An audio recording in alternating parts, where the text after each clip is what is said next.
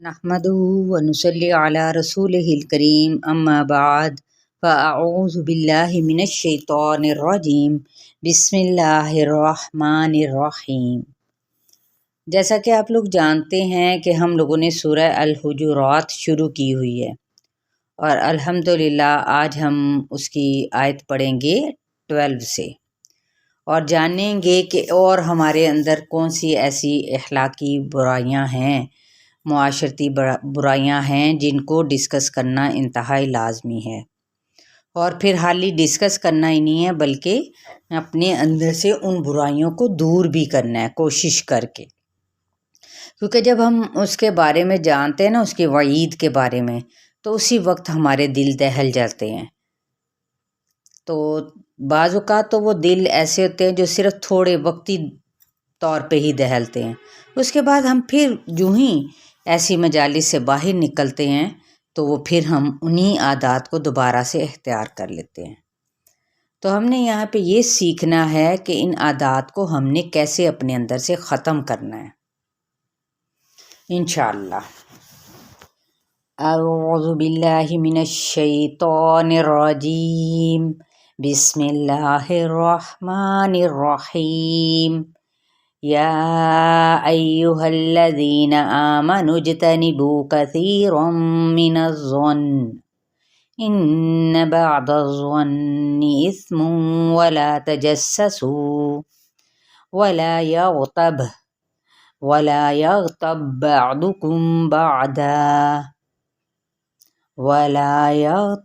بعضکم بعضا۔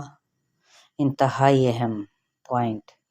ایحب احدکم ان یأکل لحم اخیہ میتا فکرہتموہ واتقوا اللہ ان اللہ تواب الرحیم۔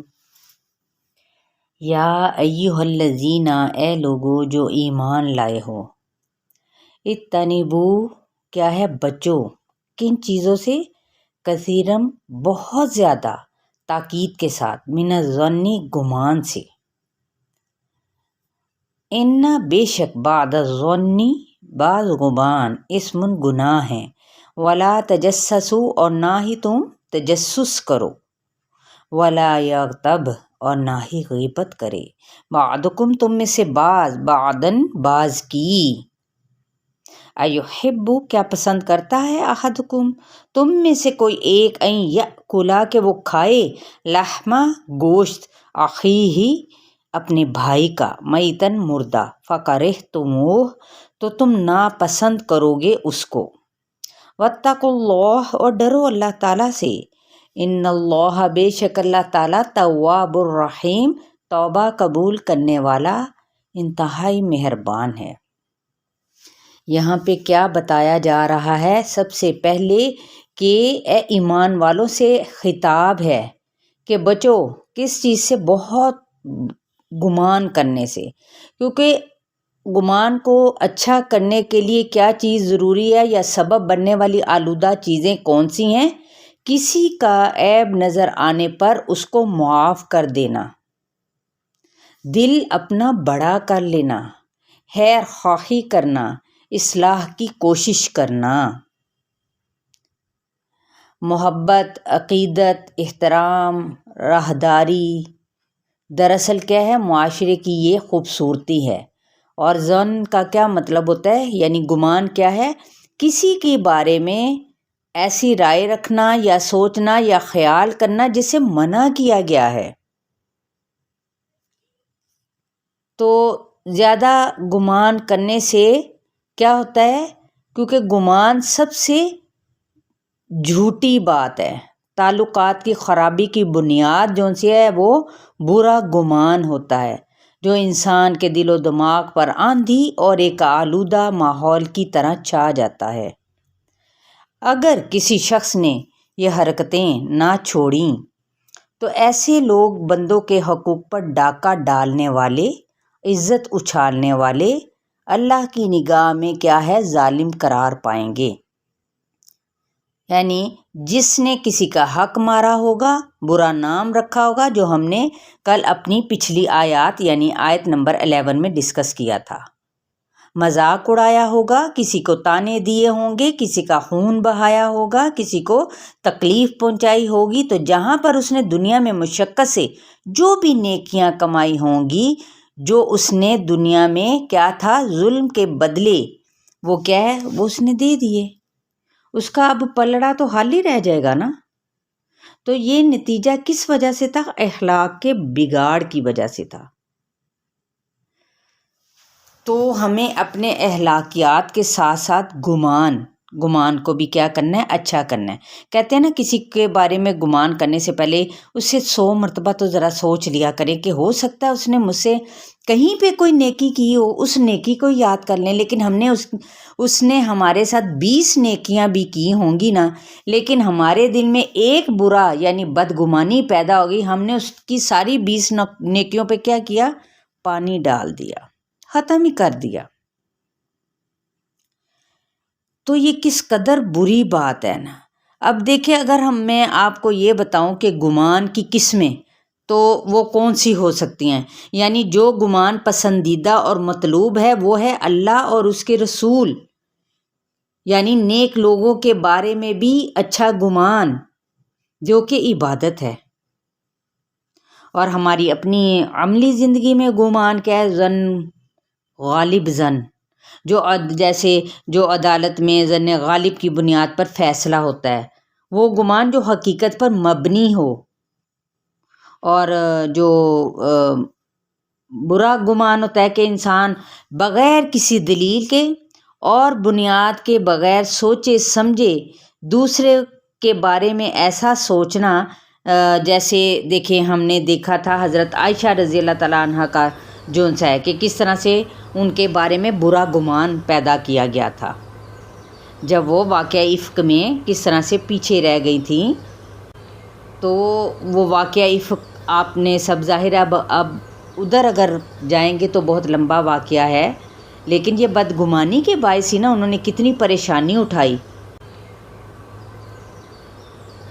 اب جیسے مزید ہے کہ مثلاً کوئی تہجد کے لیے نہ اٹھے تو یہ کہنا کہ اس کو تو دین سے محبت ہی نہیں ہے، دین سے محبت ہی نہیں ہے، خود سے ہم کیسے کہہ سکتے ہیں؟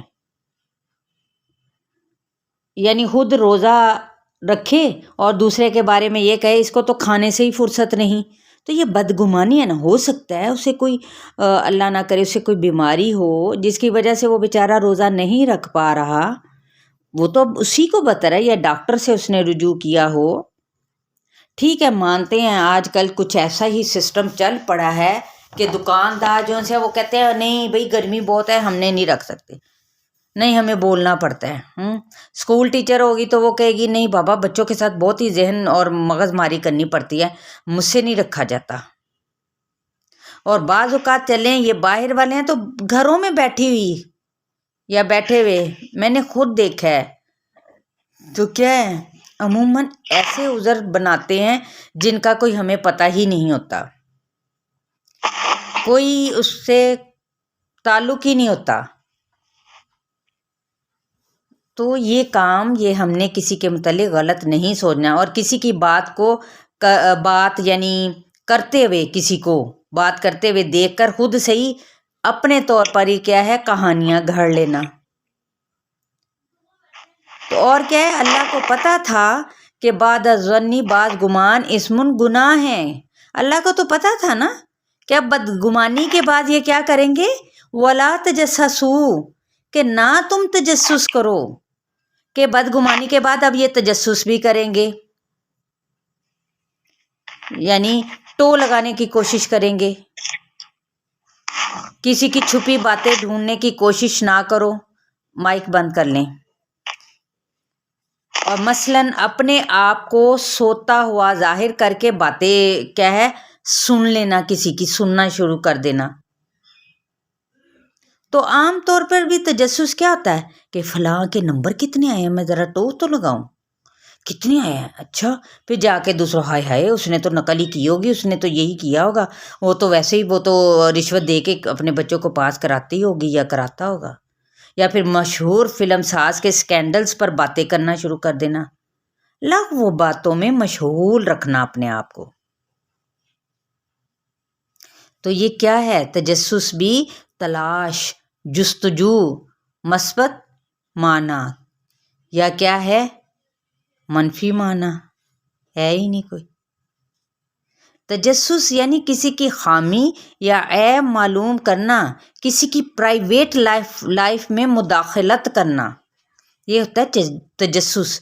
تو کہ آج اس کے گھر میں کتنی کوئی چیز آئی ہے، کوئی کھانے کی خوشبوئیں آ رہی ہے، ابھی وہ تو روزانہ ہی بریانی پکاتے ہیں، پھر کیا کہ اس کے گھر میں دیکھنا اس کے گھر میں کون آیا ہے، دھیان تو رکھنا۔ ایون کہ اپنے ہی ہم گھروں میں دیورانیاں ہیں، جٹھانیاں ہیں، یا کوئی اور ایسے رشتے ہوتے ہیں جس کے اندر ہم چیک کرنا، دیکھنا فلاں کے کمرے میں کون گھس کے کیا بات کر رہا ہے۔ تو یہ کیا چیزیں ہیں؟ یہ ہماری اپنی ہی بدگمانیاں ہیں، اپنے ہی تجسس جو ہم نے اپنے ذہنوں میں خود سے پال رکھے ہوتے ہیں۔ اصل میں یہی چیزیں ہماری آگے وہ شامل ہو جاتی ہیں، وہ عمل میں سمجھ لیں، یا پھر ہمارے منہ سے وہی جو ہمارے دلوں میں چل رہا ہوتا ہے نا، وہ ہماری زبانوں تک آ جاتا ہے۔ ولا یغتب، اور نہ غیبت کرے۔ غیبت کیا؟ تو اپنے بھائی کا ذکر اس طرح کرے جو اسے ناگوار ہو۔ ہم تو کہتے ہیں غیبت تو کچھ ہے نہیں، بھائی کیا ہے، میں تو وہی بات بتا رہی ہوں نا جو اس کے اندر موجود ہے، میں کون سا اپنے پلے سے ڈال رہی ہوں۔ تو وہی چیز غیبت ہے جو اس کے اندر پائی جاتی ہو، اور اگر وہی بات باطل ہو تو وہ کیا ہو جاتی ہے؟ بہتان، یعنی جو اس کے اندر نہیں موجود ہے، استغفر اللہ، ہم اس کے اوپر بہتان لگا رہے ہیں۔ تو جس طرح علم اور تعمیری کاموں میں تجسس کہا جاتا ہے کہ وہ تجسس کرو نا، نہیں، ہم نے تو دوسروں کی پرائیویٹ لائف میں دخل اندازی کرنا اس کو ہی اپنا شعار بنا رکھا ہوا ہے۔ کائنات کے راز معلوم کریں نا، نئی ایجادات کریں نا، پھر فائدہ ہے۔ اور غیبت اللہ تعالیٰ کے نزدیک سب سے بڑا کیا ہے؟ بہت ہی برا فعل ہے۔ بعضکم بعضا، تم میں سے بعض کوئی کرے، یعنی ایک دوسرے کی غیبت کرنا۔